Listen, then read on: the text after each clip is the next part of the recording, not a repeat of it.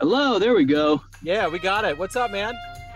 Not much. I apologize. This actually came through as a 9:30 a.m. my time, so gonna make do with what I got though. Oh man, yeah, I'm sorry. Yeah, everything kind of got It is all right. cool. That You're is you're all right. you're in the native environment I'm used to. I'm used to being in a car, so I dig it. Oh yeah, gotta do what you gotta do. Absolutely. Where are you located? I'm in Phoenix. Well, just north of Phoenix, but Okay. Yeah, I hear good things about Phoenix. yeah, very nice, very hot this time of year, but can't Yeah. complain. Yeah, right on, man. Well, great to meet you. And before we get into your life as a coach, I want to know, how did you survive COVID? How did you get through the last 3 years, and how did it change you? Oh man, in all honesty, at the time COVID hit, I was doing real estate, investing, wholesaling, flipping houses. So business wise, it didn't affect me a great deal. I also had a home gym at the time, so I know there was a big thing with gyms closing down and equipment being sold out. But I'd had my own setup for years. Uh, Honestly, the biggest thing was it gave me a lot of time to just, I guess, work on some personal development, work on some skills, learn some investing. So I made the best out of it. It's all you can really do. Yeah, it had a monopoly on us for sure. So let's get to the heart and soul of what you do on a daily basis. If I put Yeah. you in front of a bunch of third graders at a career day and one of the kids looks up at you and says, "Hey, what do you do for a living?" How do you answer them? Well, if you ever play a video game, you create a player and you go through, you want to max out all of the stats. I help people do that in real life through fitness, nutrition, and mindset. So, what did you want to be in the third grade? Oh man, in all honesty, I can't remember back that far. My mother tells a story that when I was a kid, I wanted to be a garbage man. So probably that. So, talk to me a little bit about where you were born and raised and how these seeds of fitness and coaching and even real estate, how did these things become who you are? So I'm from Southern California originally. I was actually not very active as a child. So no sports or anything like that in school. I was would be described by my parents as lazy. I got into working out later in life. I always see people looking a certain way. I want to look the same way. So I figured if they could do it, I can too. That's how I got started out there. In real estate, just I've always been in sales of some capacity. So I just pivoted over to real estate. I heard that was lucrative, pivoted to the investing side, and it was decent. Yeah. So, who's been kind of a hero for you in your life? Uh, Hero is kind of a hard thing for me to quantify. I want to like future me, so I try to have an idea of what I'll be like 10 years down the road and do the best that I can to make myself into that person. Okay. All right. So, what about if you could meet anybody alive on the planet right now, someone that's inspirational, who would it be? Who would you love to meet and talk to? Oh man, if I could meet anybody alive, let's see. Mike Rashid is somebody I've followed for a while. I pay attention to a lot of the stuff that he talks about. He's been pretty inspirational as far as direction I'm trying to go to in life, just with fitness and business and who I am as a person. So, you've hit that word motivation. What is that motivator for you every day to get up, to work hard, to do what you want to do, to accomplish what you want to get done? Um, well, that think about who to be if I have to accomplish that. And then separately from that, several years back, my father was diagnosed with Alzheimer's. Excuse me.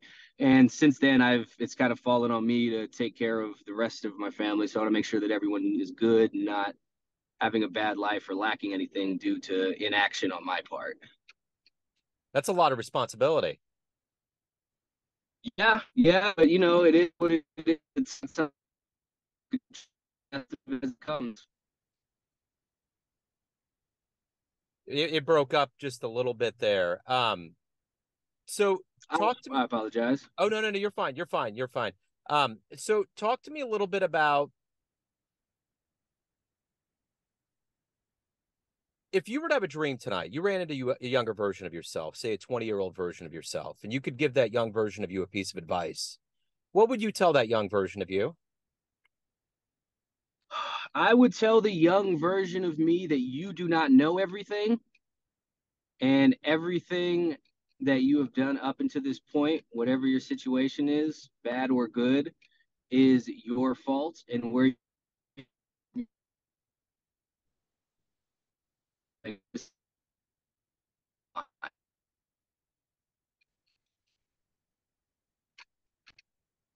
It froze up. I didn't get the second part of that. You were saying I everything you've done. apologize.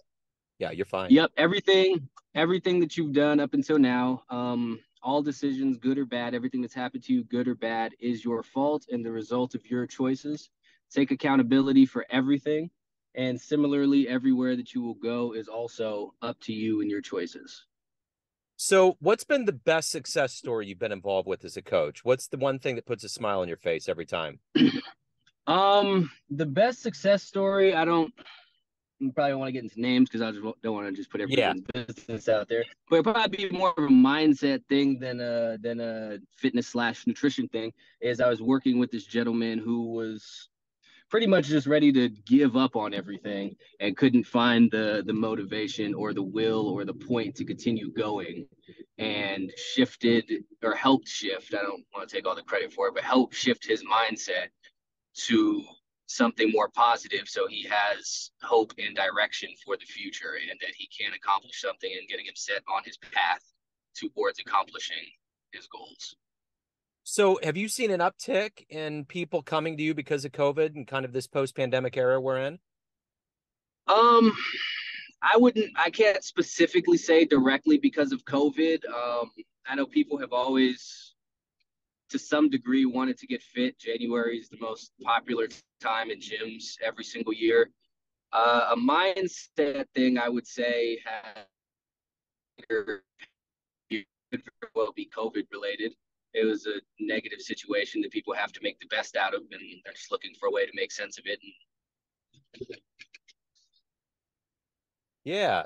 So, of all the things that you've done in your life up to this point, what are you the proudest of? What am I the proudest of? I would say there was one point in my life when my greatest accomplishment was not being in jail. And I stressed my parents out to no end. And I have turned that around to the point that I am now the overall caretaker of my family. I would say 10 plus years ago, there was no way that anyone would have envisioned that being the case. What was the change? What ultimately changed you from being this person you are today? So it's probably a bunch of several little things. The most recent of which I would say was, as we discussed, my dad's diagnosis. Prior to that, I was a little bit younger. I had a friend who he was a little bit older than me. Excuse me. He had housing troubles. He was in and out of jail a lot.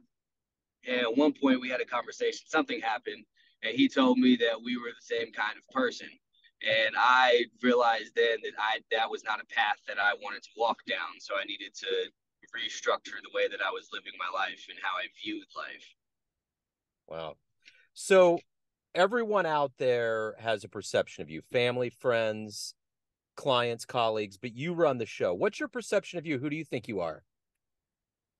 My perception of me is I like to think of myself as somebody who does what I say I am going to do.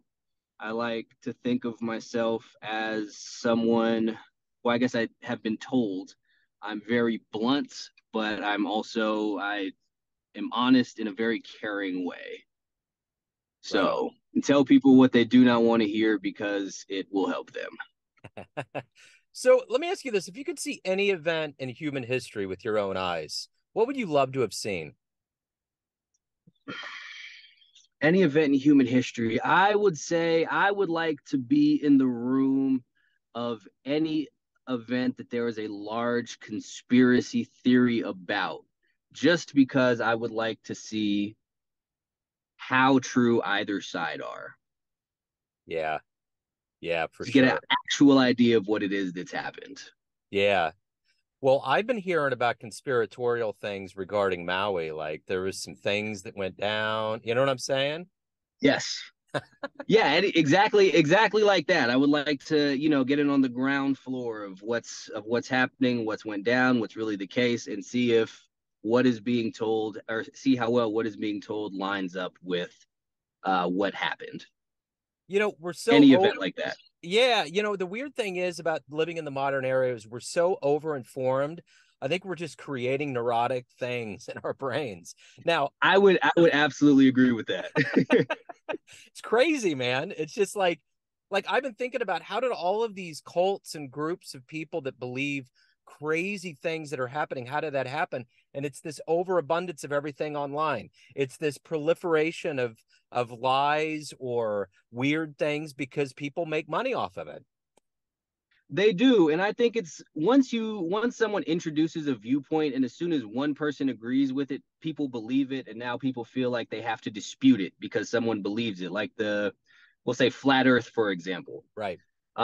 This is not a commentary on the shape of the Earth. I'm not an astronomer. I don't know, but people thought the Earth was round. Somebody said it was flat. Someone else believed it, and now it's just an endless Yeah. discussion because no one can really prove it one way or the other satisfactorily to everybody.